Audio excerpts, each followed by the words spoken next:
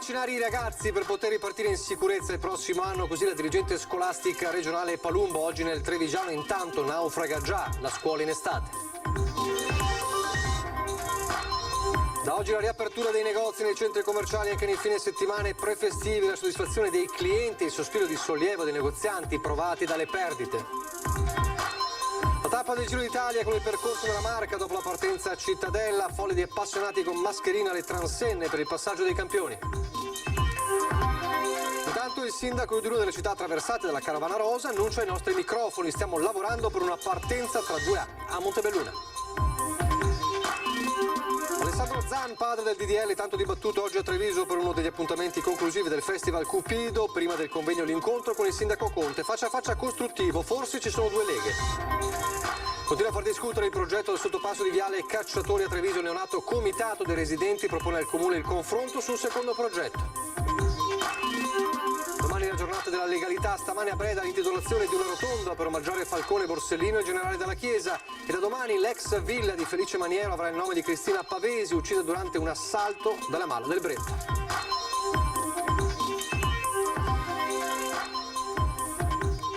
Telespettatori di Antena 3, buonasera e ben ritrovati. Il telegiornale di Treviso, dunque parliamo di Covid e scuola, i focolai nelle scuole trevigiane, i contagi che si allargano nelle classi, abbiamo raccontato nel telegiornale di ieri, l'anno ormai è finito, ma per non farsi trovare impreparati a settembre la dirigente scolastica regionale Carmela Palumbo oggi a Breda di Piave ha rilanciato la proposta della vaccinazione degli studenti, dice indispensabile vaccinare i ragazzi per ripartire a settembre in sicurezza.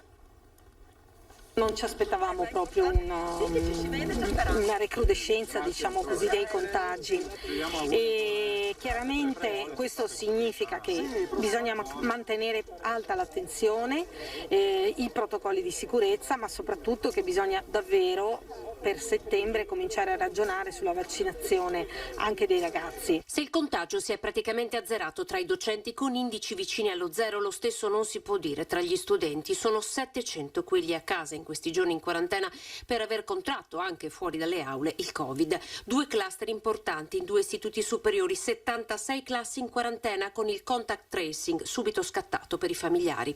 Per la dirigente delle scuole del Veneto Carmela Palumbo oggi a Breda di Piave la vaccinazione dei ragazzi diventa imprescindibile per ripartire in sicurezza a settembre, evitando il balletto di presenze e quarantene vissuto in questo ultimo anno. La vaccinazione credo che sia veramente indispensabile quando ci saranno adesso le autorizzazioni per settembre. Rimane, come conferma Palumbo, ancora un punto di domanda su quale offerta formativa la scuola potrà dare agli studenti durante l'estate.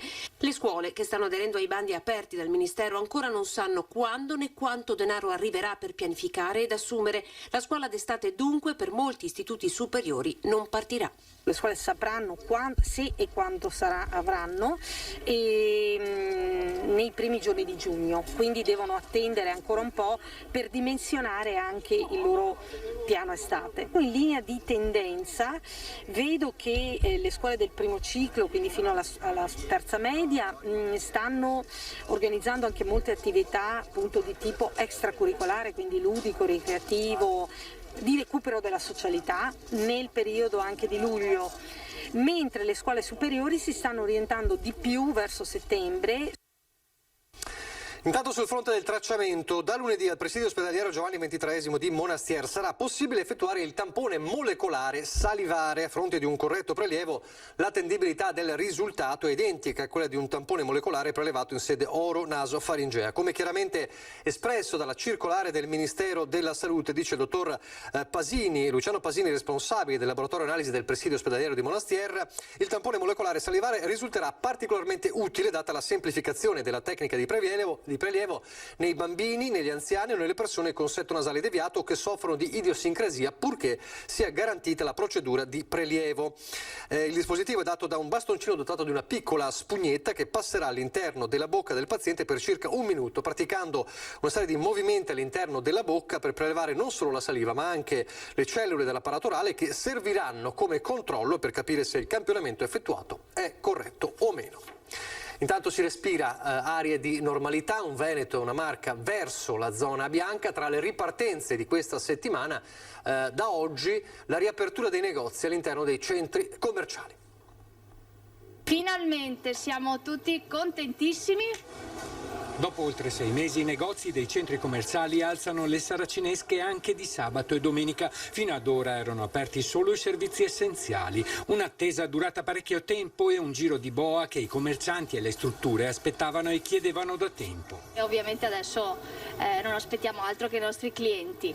È stata dura, però finalmente è arrivato il giorno. La risposta è stata molto positiva per quanto riguarda la mattinata. Un po' di flusso in più abbiamo visto, essendo considerato weekend. Noi intanto incrociamo le dita. Proprio lo scorso 11 maggio si era tenuto uno sciopero nazionale con saracinesche abbassate in tutta Italia in segno di protesta. I negozianti ora possono tirare un sospiro di sollievo. Vedevamo l'ora e siamo anche contentissimi di come sta andando. C'è un buon afflusso di clienti? Direi proprio di sì, e anche scontrini molto buoni, devo dire. Quindi siamo contente. È un buon ritorno? Sì, direi proprio di sì, c'è finalmente un po' di normalità. Negli ultimi mesi i negozi dei centri commerciali hanno avuto ingenti perdite di fatturato a causa di queste chiusure nei weekend. Un decremento di vitale importanza, basta considerare che è nei giorni festivi che si concentra quasi la metà delle vendite. Le perdite di fatturato nei weekend che ci hanno penalizzato tantissimo erano veramente importanti, dell'ordine del 20-25% se non di più. Chiaramente ha anche influito il periodo di Natale. Con le gallerie dello shopping aperte si torna ad una normalità che anche molte persone attendevano. Era ora per i negozianti, per i clienti e per tutto quello che ha conseguito la chiusura dei negozi. Dai, è bello ripartire, è bello girare, poter passare nei negozi, vedere aperto. Finalmente dopo 7 mesi ci siamo fatti un bel giro con la famiglia. Chissà che sia finito tutto. Dai negozi riaperti anche nei weekend nei centri commerciali, un'altra istantanea di normalità o di quasi normalità, il passaggio del Giro d'Italia. Oggi la tappa che partita da Cittadella ha attraversato la Marca. Cos'è per Montebelluna questo passaggio del Giro d'Italia? È una situazione importantissima. Ma io mi auguro che sia solamente l'inizio, nel senso che sarà nostro compito organizzare sia anche o una partenza o un arrivo a Montebelluna. L'annuncio oggi durante la nostra diretta per il passaggio della Corsa Rosa per il centro di Montebelluna, giusto 20 anni dopo quella 13ª tappa dell'84esimo Giro d'Italia che partì il 1° giugno del 2001 proprio dalla Loggia dei Grani. Idee già chiare su costi e soprattutto tempi. Che passi per Montebelluna il prossimo anno non credo, perché ci vogliono almeno 2 anni di programmazione. Per cui probabilmente sarà per il 2023 che cercheremo di organizzare il tutto.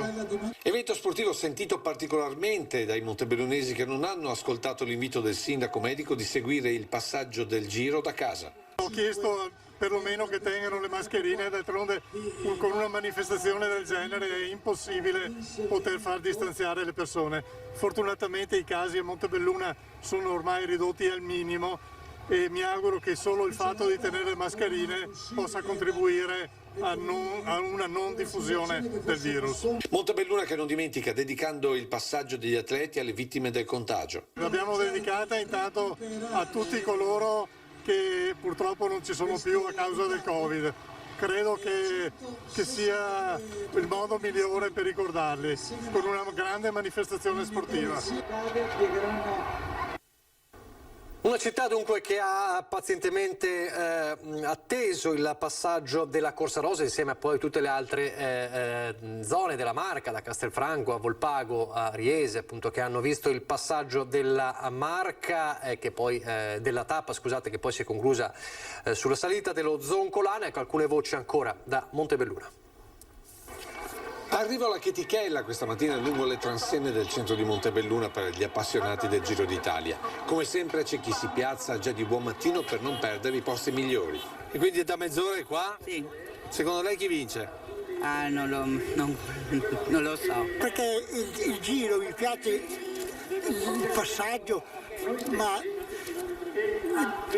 non ci sono dei corridori italiani una volta che era, però insomma è sempre una bella cosa da vedere. Sì, mi piace, però di solito qua non sempre stava neanche come pubblico. Insomma, col Covid. Io... Poi il sindaco ha detto state a casa. Sì, state a casa, ma mi sono messo mascherina. Ma secondo lei il Giro d'Italia tira ancora? Tira, sì, tira. Il ciclismo tira sempre, all'infinito. Poi c'è chi sa già che farà i conti con la consorte. Ma perché venire solo al passaggio e non arrivare ad esempio al traguardo? Una volta lo facevo quando non ero sposato. Adesso purtroppo, sai... Poi la moglie. Prima con gli amici facevamo tante più cose. Folta la presenza femminile con diverse motivazioni. Sono venuta qua apposta che rappresento un po' anche il ciclismo femminile, dai, che sono tutti maschi qua. Secondo lei chi vince qua? Vorrei tanto Evenepoel perché è il mio preferito, mi piace tantissimo. Qualche minuto dopo mezzogiorno il passaggio dei concorrenti, un vero e proprio vento di pedali, raggi, muscoli e sudore. Poi liberi tutti, con nel cuore l'ennesima emozione del Giro. È sempre bello vedere il Giro d'Italia, è una cosa molto grande, specialmente per uno che piace correre in bici. Ecco, ma li ha visti sfrecciare, come li ha visti? Un po' già stanchi oppure preoccupati per lo Zoccolan? Stanchi, quanti arrivare al Zoccolan, a Imolia. Più bravi o più belli? Beh, certamente visto da una ciclista più bravi di me sicuramente, belli anche. Il massimo. Mai come adesso meglio fare volontariato? Sì, fare volontariato nel settore del ciclismo è uno spasso, veramente. Lei che li ha visti da vicino, più belli o più bravi? Bravi e anche belli. Torniamo a Treviso dove oggi è stato di scena protagonista oggi pomeriggio Alessandro Zan, il padre del DDL tanto discusso in queste settimane a Treviso per uno degli appuntamenti conclusivi e attesi del Festival Cupido. Prima di salire sul palco ha incontrato il sindaco Mario Conte, un incontro che Zan ha definito costruttivo. Questo sindaco è stato dialogante sicuramente con noi e apprezziamo anche che la Commissione Pari Opportunità abbia dato il patrocinio, che è già qualcosa. Sembra quasi che stia parlando di due leghe diverse, no? Non lo so, forse sì. Alessandro Zan, padre del disegno di legge contro l'omofobia, tanto contestato a tavola con il sindaco Mario Conte, faccia a faccia questo pomeriggio a Treviso in un incontro più che costruttivo, come lo ha definito proprio Zan, nonostante la Lega al Senato abbia di fatto fermato il testo già approvato alla Camera. Gli ho detto dai, un po' più di coraggio e dai il patrocinio a questa iniziativa.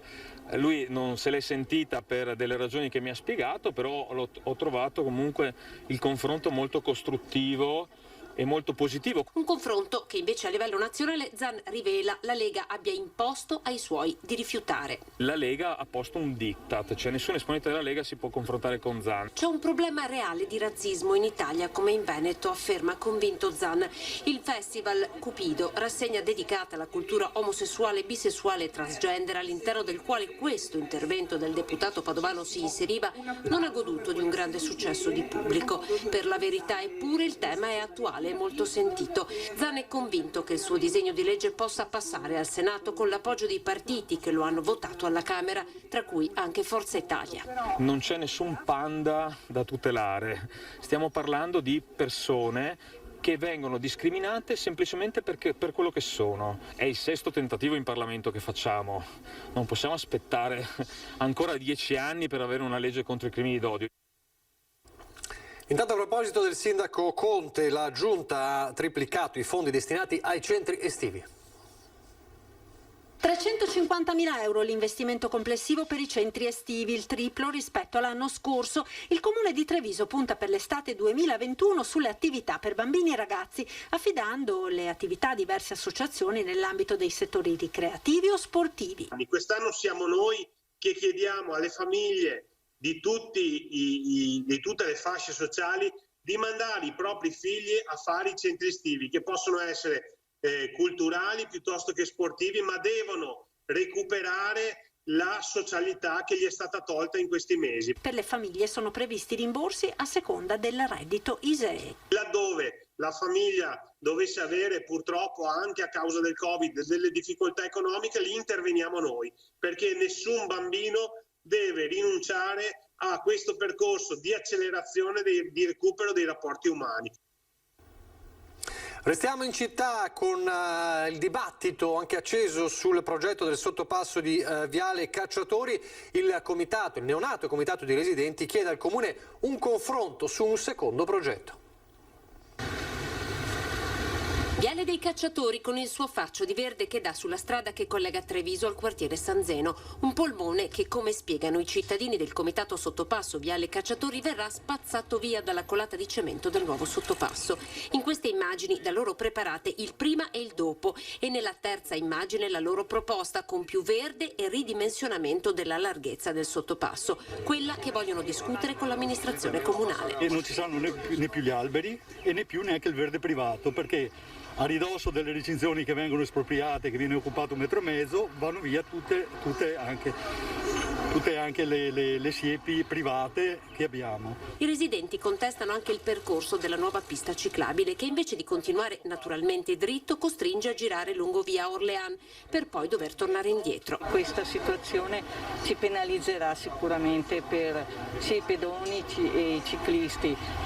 Prenderemo tutti la macchina in mano per andare in città, dove peraltro sembra si debba prevedere una rotonda in viale Orléans in un punto molto trafficato e penso che la situazione scelta non sia proprio delle migliori. C'è poi preoccupazione per le abitazioni che subiranno l'esproprio più consistente proprio a ridosso dello scavo più profondo. Le strutture che si affacciano su questo manufatto sono tutte antiguerra e quindi hanno delle strutture progettuali molto esigue e rischiano di sprofondare, visto che viene coinvolto in profondità quella che è la falda acquifera e quello che è l'ambiente idrogeologico. Insomma, non contestano l'opera ma chiedono un confronto al più presto per capire come e quando saranno espropriati e definire insieme come limitare al massimo i disagi nel corso dell'anno e mezzo di lavori previsto per il completamento dell'opera. La cronaca, piazza calda per la cronaca negli ultimi tempi Conegliano, c'è stata una importante operazione in questi giorni di controllo da parte dei carabinieri. I carabinieri della compagnia di Conegliano, insieme alle squadre di intervento operativo del 4° battaglione carabinieri di Mestre, hanno svolto negli ultimi giorni una serie di servizi straordinari di controllo del territorio nei luoghi ritenuti maggiormente sensibili della città di Conegliano e periferia. I controlli hanno permesso di identificare circa 200 persone, controllare numerosi esercizi pubblici e verificare il rispetto delle norme anti-Covid. Durante le verifiche è stato arrestato in flagranza di reato un cittadino 23enne di origini senegalesi dimorante nel Trevigiano e gravato da precedenti perché non ha rispettato la misura di prevenzione che gli imponeva il divieto di dimora nel comune di Conegliano. Denunciati a piede libero un 34enne di Conegliano nelle vicinanze di un esercizio commerciale trovato in possesso di una mazza da baseball e di un coltello e un 19enne di origini senegalesi nei pressi della stazione delle Corriere trovato in possesso di un coltello. Denunciato a piede libero anche un 22enne di origini marocchine con precedenti, sorpreso in città nonostante gli fosse stato recapitato un foglio di via obbligatorio.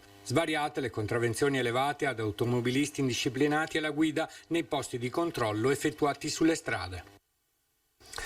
Pochi istanti di pubblicità, torniamo subito.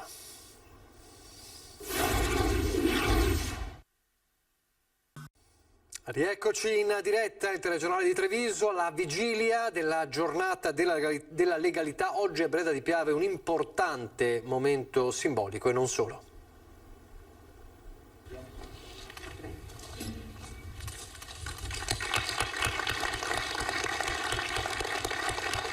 Una rotonda che unisce le vie Falcone e Borsellino e Generale Dalla Chiesa, 3 vittime della mafia, 3 simboli della lotta per la legalità.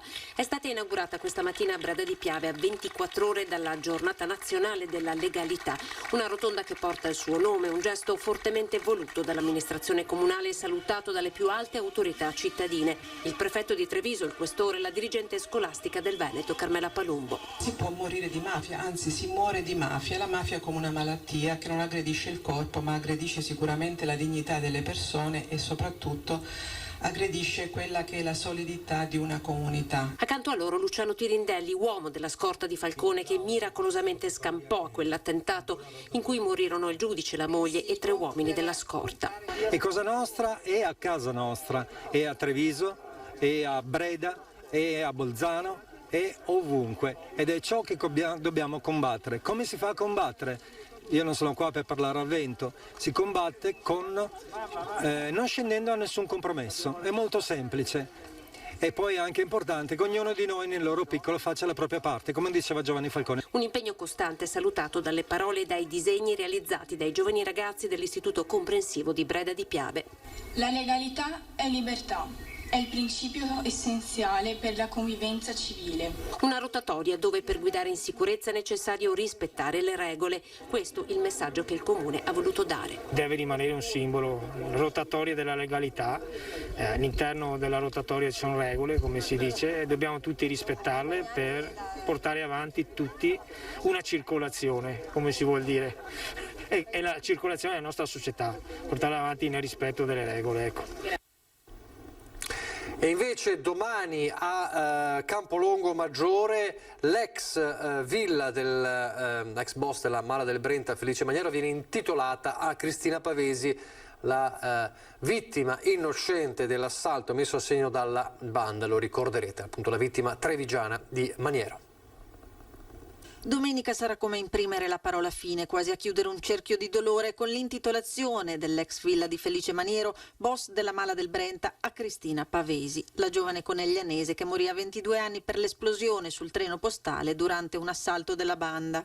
Penso che lì dove c'era la mafia, dove si organizzavano rapine, furti, rapimenti anche, perché ricordiamo che la banda di Maniero ha anche compiuto dei rapimenti, ci sarà invece la legalità.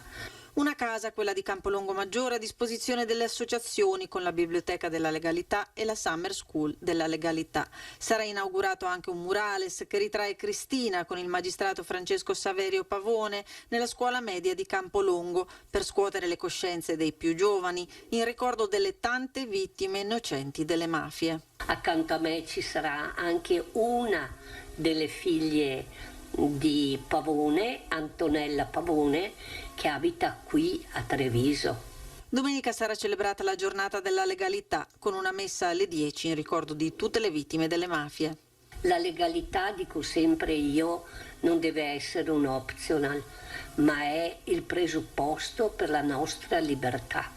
Quindi Campolongo sta lavorando bene su questo. A Treviso nasce la prima casa funeraria per passare gli ultimi momenti con i propri cari prima dell'ultimo dia, prima del funerale.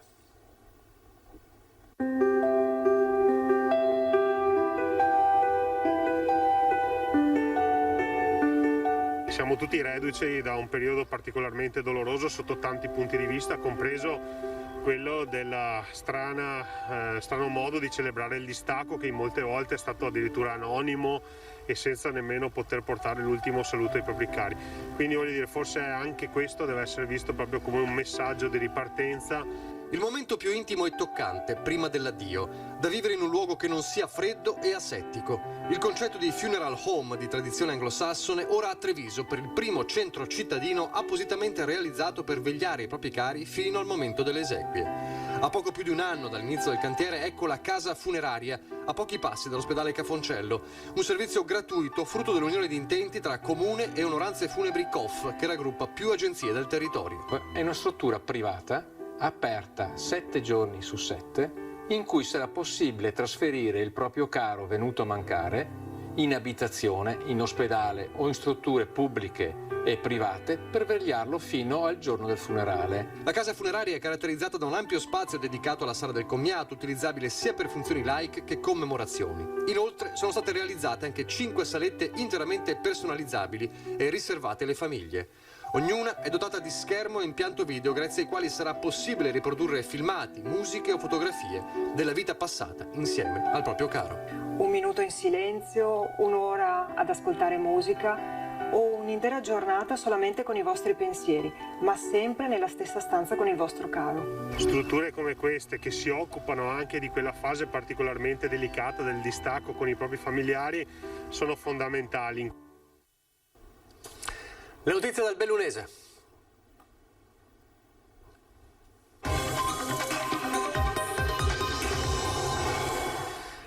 proposito di ripartenze, da oggi la riapertura degli impianti di risalita, ovviamente non partiti tutti oggi, ma da oggi la possibilità degli impianti di risalita, della ripartenza degli impianti di risalita, con la stagione sciistica ormai però alle spalle, si guarda con fiducia alla prospettiva dell'estate, ovviamente cercando di trovare un po' di ottimismo.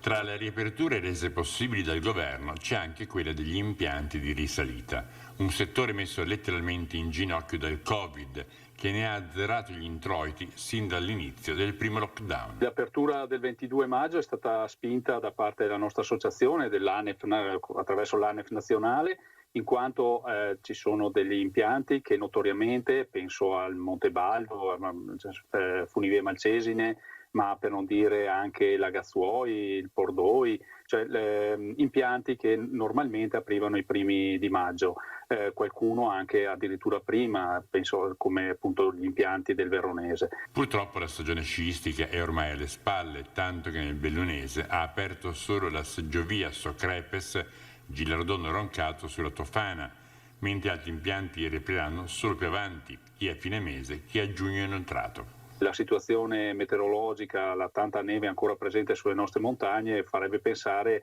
ha stimolato qualcuno a pensare che si poteva aprire anche per lo sci. Diciamo che nel resto d'Italia alcune stazioni tipo Cervinia hanno aperto ancora per far sciare gli appassionati. Nel caso nostro non è così, è stata proprio una necessità per far partire gli impianti estivi. Ora purtroppo non c'è più neve sciabile e fa troppo freddo per chi vuole fare un'escursione in quota. La speranza ovviamente è quella che l'estate possa cambiare tutto. Intanto prosegue anche nelle varie amministrazioni anche l'accelerazione della campagna vaccinale. A Cortina d'Ampezzo è stata prevista una giornata con la modalità drive-in. Continua in tutto il Veneto la campagna vaccinale e a Cortina d'Ampezzo, in collaborazione con la AUSL 1 Dolomiti, si è progettata presso lo Stadio del Ghiaccio una giornata con una delle modalità che fino ad ora hanno dato i migliori risultati, quella che vede i vaccinandi arrivare ove prestabilito con la propria vettura o comunque accompagnati in auto e rimanervi all'interno prima e dopo la somministrazione del vaccino anti-Covid, onde evitare ogni rischio di possibile contagio. Quante dosi avete a disposizione? Diciamo, sicuramente oltre il centinaio. Adesso siamo in contatto con l'ULSS per la verifica. Devo dire che c'è una buona collaborazione certamente con l'ULSS 1 e i medici di base. Noi come comune abbiamo messo a disposizione lo Stadio del Ghiaccio all'esterno in modalità drive-in, e quindi ritengo che sarà un'operazione sicuramente che desterà insomma un buon consenso. L'appuntamento allo Stadio del Ghiaccio è stato fissato per giovedì 27 maggio. A proposito di Cortina, Cortina aspetta la tappa del Giro d'Italia lunedì, ovviamente grande attesa, sarà anche il primo banco di prova per il nuovo dirigente della Polizia Stradale. Nuovo dirigente per la Polizia Stradale di Belluno. È il commissario capo della Polizia di Stato Salvatore Eric a Torino, 33 anni, originario di Nocera Inferiore, in provincia di Salerno. È entrato in ruolo durante i recenti mondiali di Cortina per presentare il questore ha scelto una giornata a ridosso del passaggio in provincia del Giro d'Italia. Una giornata che, con i suoi 160 km di percorso sulle strade bellunesi, richiede un grande impegno, con conseguente dispiegamento di forze da parte proprio della Polizia Stradale. Il Giro d'Italia è una kermesse dove la Polizia Stradale è protagonista assoluta. È chiaro che l'impianto messo in gioco insieme con la Questura e le altre forze di polizia è molto importante. Adesso abbiamo questa tappa, il tappone dolomitico che vedrà attraversare la provincia nella giornata di lunedì. La Polizia Stradale di Belluno è impegnata con 13 equipaggi che pattuglieranno le strade oggetto della corsa per garantire la sicurezza della circolazione, che verrà chiusa 2 ore e mezza prima del passaggio della stessa in entrambi i sensi di marcia. 160 km di Giro d'Italia nelle strade bellunesi, sicuramente una gioia e anche una preoccupazione? Forse più che una preoccupazione, un grosso impegno, perché queste 160 km di strade sono in parte in strade montane e presumibilmente lunedì con un tempo non particolarmente favorevole, e in parte attraversano anche Belluno nonché Agordo, quindi ci sono anche delle necessità di gestire il passaggio del Giro d'Italia non risultando troppo onerosi per il traffico, per i cittadini. È tutto, vi lascio al meteo, grazie per averci seguito, arrivederci.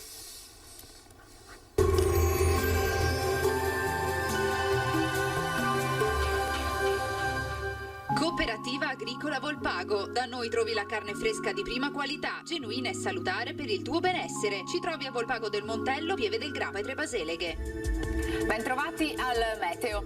Correnti instabili causano una certa variabilità sul nostro territorio, che sta vivendo un mese di maggio alquanto incerto dal punto di vista meteorologico. Vediamo dunque insieme il dettaglio. Sul Veneto la grafica di domenica 23 evidenzia una diffusa instabilità. Al mattino avremo ampie schiarite soleggiate, ma con il passare delle ore più nubi sui monti e prime precipitazioni che con il passare delle ore potrebbero interessare localmente anche le aree di pianura. Temperature minime tra 11 e 13 gradi, valori massimi compresi invece tra i 16 e i 22 gradi. Ci spostiamo ora sul Friuli Venezia Giulia, dove avremo poche novità, alternanza anche qui di momenti soleggiati con altri decisamente più piovosi. Temperature minime tra 11 e 15 gradi, massime sui 16-20 gradi. Infine uno sguardo alla situazione del Trentino Alto Adige, tanto sole sui settori meridionali della regione, qualche acquazzone invece altrove. Temperature minime intorno ai 10-12 gradi, massime sui 20 all'incirca. Dal meteo per ora è tutto, vi auguro un buon proseguimento con Antenna 3.